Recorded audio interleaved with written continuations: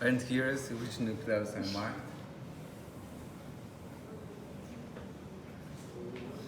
Who knows? You see or not? No, it's not visible. Maybe we're It's on the video. on the video, yes.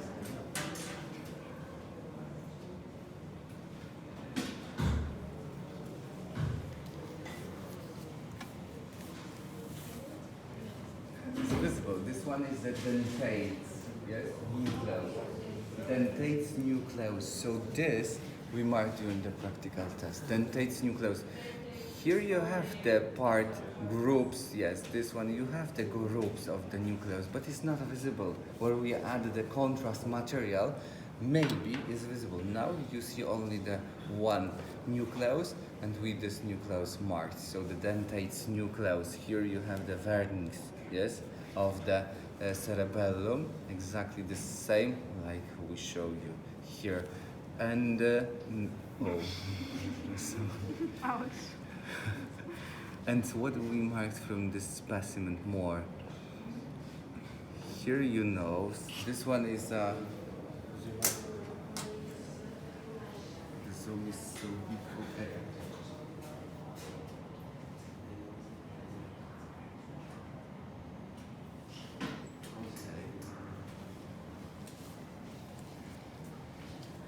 And here is now you see the arterial supply. We have the two way of the supply the brain, yes? One way is from which artery? The vertebral artery. Originate from which artery, you remember? The subclavian artery, yes? Goes through the transverse process of the sixth, fifth, fourth, third, second and first vertebrals of the cervical vertebra. Here goes through which foramen? The foramen magnum, yes? And goes through the internal aspect of the cranium. And from this position where we have the vertebral artery, if you see here, gives off the short branches. You see here? This is the cerebellar, yes, supply the cerebellum, supply the spinal. So this means the vertebral artery gives off like the spinal artery. You see here?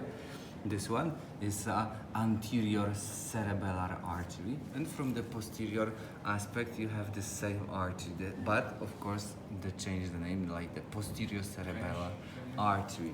Yes, so this, yes, here you have the spinal, this one. Here you have the vertebral artery, and where it goes through the foramen magnum, the vertebral artery gives off the short branch, like the anterior and posterior spinal branches. Arteries supply the spinal cord. Here you see this red one, yes, it's the anterior spinal artery branch of the vertebral artery. And the vertebral artery gives off here one big artery, and this artery is called like the cerebellar. Yes, this is like the inferior posterior cerebellar artery. This one is a place where these two arteries join, forms one artery, basilar. Yes, so you remember where we discussed about the pons. Here, exactly from the inferior margin of the pons, is a place where these two arteries fused. And here you have the basilar artery, forms here the basilar groove for the pons. And the basilar artery gives off like the short arteries. Now you see here, this one is a short artery. It's a which artery? This one, no. Here supply the pons, so this is the pontini, yes? Pontini branches. Labyrinthal is here.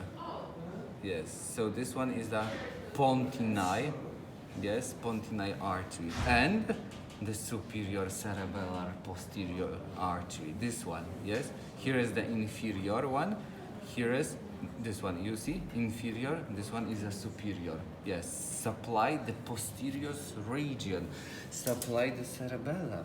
So this means where we occluded these arteries, we do not control the deep, like the sensation, deep movements, who control the cerebellum, yes, the movement, the motor movements. And the basilar artery here, you see now, gives off the two arteries. Here is like the anterior cerebral artery, here the superior one, and here is the posterior what? The posterior cerebral. This one is the cerebellum, this one is a cerebral. Maybe you see from this, maybe now is visible. This one is the superior cerebellar, yes, and this one is the posterior cerebral artery, these two. And between the superior cerebral and the posterior cerebellum, the superior cerebellum and posterior cerebral, we have the place where goes the nerves. This nerves you see here. So this nerves is like circulate from the small arterial ring. You see here? This is like the ring, arterial ring, and between these two arteries goes the nerves. Which nerve goes between these two arteries? The cranial nerve. Which nerve? The oculomotor. Yes, this is the third cranial nerve. Because if we cut here the brain, exactly from this place where these two arteries splits, yes, surround the artery, we have the tegment of the midbrain and the position of the oculomotor nerves. And here you see like that communicating.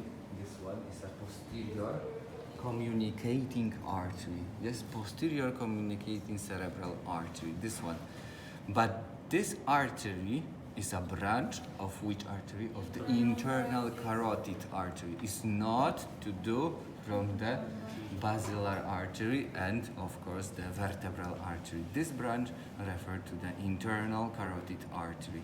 And the internal carotid artery here is visible? Yes. Now you see this is the anterior cerebral artery.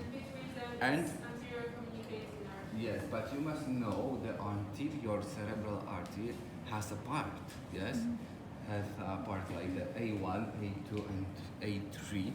So here is the A1, yes?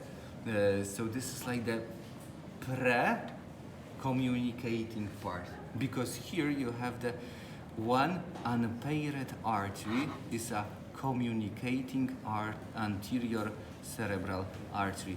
So I see here, yes, now you see from the, yes, here is the anterior communicating cerebral artery. And here I see the question during the routing test. You see or not? Which artery forms the circle of Willis is unpaired? Only one. This one, yes? The anterior communicating artery is unpaired. The rest, you see exactly from the left and right the same arteries. So maybe I think it's possible. I give you the 99% chance this question you see from your written test. Yes, which artery is unpaired artery forms the circle of Willis. Anterior cerebral artery communicating. Why is important? Because here this artery receives the outflow blood, arterial blood from the left and right side. Yes, so this means this artery has a high pressure inside. So this is the artery where we have the patient with the aneurysm. The patient with the aneurysm of the circle of Willis, this is like the 0.5% cases referred to this artery, to the anterior communicating artery. Yes, so it's extremely important. Which one is it exactly? Is it this one? This one, no, here.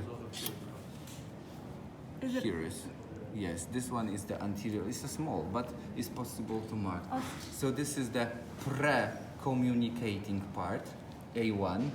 Here is a post-communicating part of the anterior cerebral artery.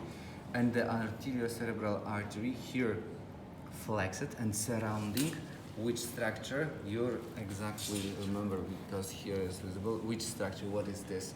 The corpus callosum. So here the number, like the third part of this artery is the paracallosal arteries, yes? And this paracallosal arteries goes deeply here and supply the corpus callosum. Yes, so this you must know during the written test and the practical.